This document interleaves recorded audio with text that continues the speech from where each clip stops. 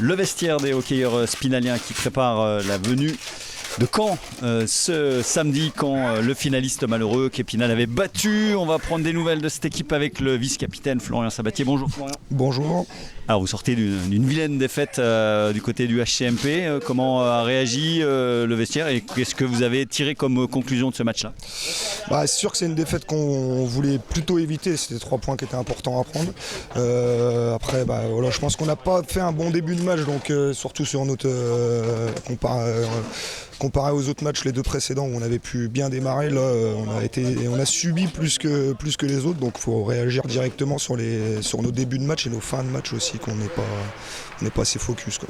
Vous avez pris 7 buts contre le dernier, ça fait un petit peu tâche, donc défensivement il va falloir resserrer la vis. Ouais, 7 buts ça fait toujours mal, surtout contre les derniers, mais voilà, on oublie, il faut oublier vite, garder des leçons, mais oublier vite pour repartir sur le match suivant, quoi. C'est un peu à l'image de votre saison, il y a du bon et du moins bon.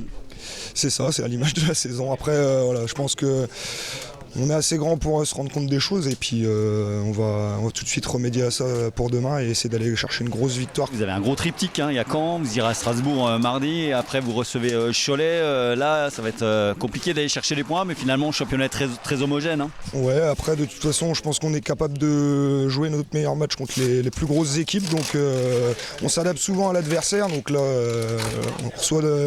on joue les top 4, donc ça nous fait pas peur. Pour vous qui avez de la bouteille, qu'est-ce qu'elle vaut cette équipe d'Épinal cette année?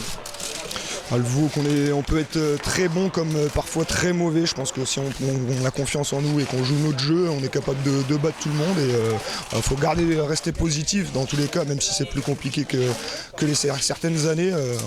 Garder le positif et aller vers l'avant. Allez, dernier mot sur cette équipe de Caen. Ça fait des bons souvenirs évidemment en fin de saison dernière. Comment vous appréhendez cette rencontre-là? C'est une équipe qui est offensive, qu'on connaît un peu leur jeu, on l'a regardé, donc oui, on sait de quoi ils sont capables. À nous de nous ajuster pour leur laisser le moins de choses possible et après on se remémorera l'année passée, mais faut oublier parce que l'année passée c'est fait, mais partir vers l'avant pour ce match-là, quoi. Merci Florian, bon entraînement, bon match. Merci. Allez, on va aller voir l'entraîneur adjoint là, qui est au bout du vestiaire, Nicolas Martin, prendre des nouvelles de cette équipe qui en a vu passer Armand Jaillat. Bonjour Nicolas Martin. Bonjour à vous, j'ai mon bodyguard à côté de moi. On vient de voir Armand Jaillat, on va prendre tout de suite des nouvelles, jouera pas. On va voir ça après l'entraînement d'aujourd'hui. Dans tous les cas, s'il vient jouer, ce sera une reprise progressive, donc ce sera quelques présences. Mais pour l'instant, c'est encore un peu tôt. Je vais attendre vraiment la fin de l'entraînement et faire le point avec lui pour pas prendre le risque non plus. Alors, c'est quand ce samedi? Réaction attendue après cette vilaine défaite du côté du HCMP mardi? Ouais, vilaine défaite, moi ça me perturbe parce qu'aller prendre 7 buts chez le dernier, voilà, c'est compliqué, même si on peut être entre guillemets satisfait d'un 3e tiers où on a quand même relevé la tête et on a montré quelque chose d'un peu plus intéressant. Ça n'empêche que voilà, perdre des points comme ça, c'est frustrant, ça m'énerve. Donc maintenant il faut qu'on prenne un peu nos responsabilités tous et puis d'aller chercher des points contre entre guillemets des grosses équipes, quoi. Pourquoi c'est arrivé à votre avis? Je sais pas, peut-être un excès de confiance. On pense que souvent quand on joue l'équipe du bas de tableau, que ça va être peut-être un peu plus facile que les autres. On se relâche un peu. On a pu voir des fois on fait des meilleurs matchs contre les soi-disant grosses équipes.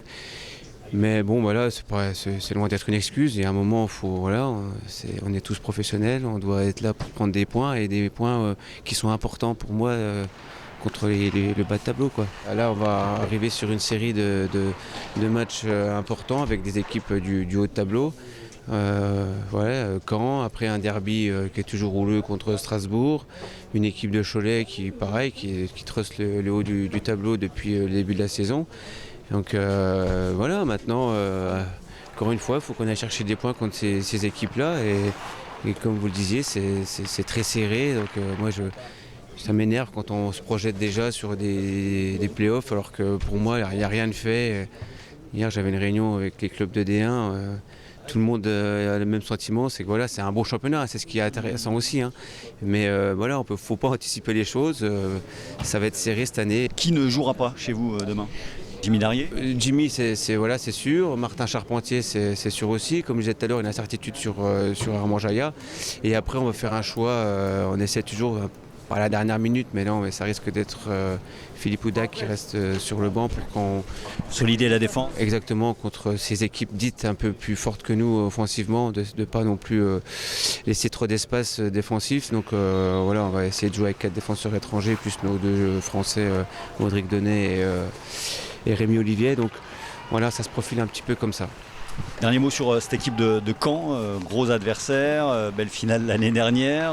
Qu'est-ce que ça vous inspire? Ils ont cette revanche à prendre devant notre public, où l'année dernière, voilà, ils l'ont encore en travers, je pense. Et nous, à nous d'être prêts, parce que ça va démarrer tout de suite. Et voilà, il y aura pas de temps d'échauffement. On va être dans le vif du sujet tout de suite, avec une équipe qui est forte offensivement, qui est complète, et puis pour moi, qui a le meilleur gardien du championnat. Gros match en perspective donc pour Épinal contre Caen, avec le retour annoncé côté spinalien d'Armand Jaillat qui devrait prendre place sur le 4e bloc offensif des Wildcats. Premier engagement de cette rencontre ce samedi à 18h05, à vivre si vous n'êtes pas à Poisson-Prix en direct sur Vosges Télévisions.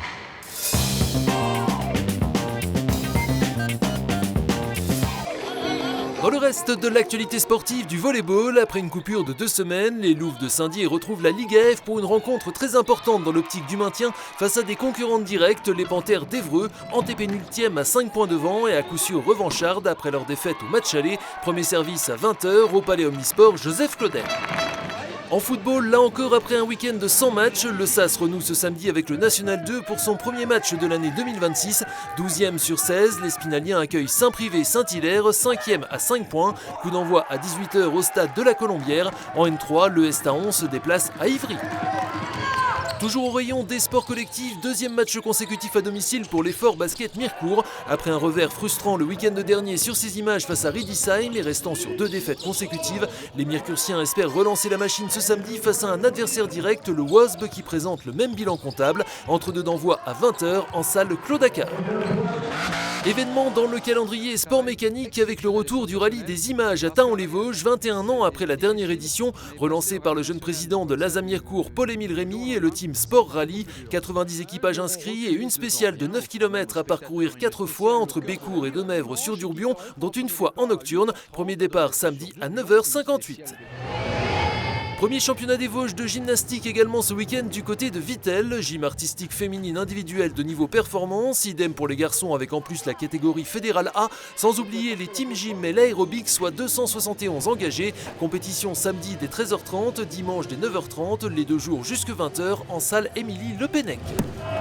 Enfin, 3e bike and run de l'hiver ce dimanche matin à Épinal, organisé par le TEC entre le stade de la Colombière et le parc du Château, qui attend 300 binômes sur les 5 courses au programme. Départ du format S, long d'environ 12 km à 9h30, 9h40 pour le XS de 7 km, suivi des courses jeunes, 10-13 ans à 11h, 6-9 ans à 11h30 et nouveauté, une super kit pour les 4-6 ans à 11h45.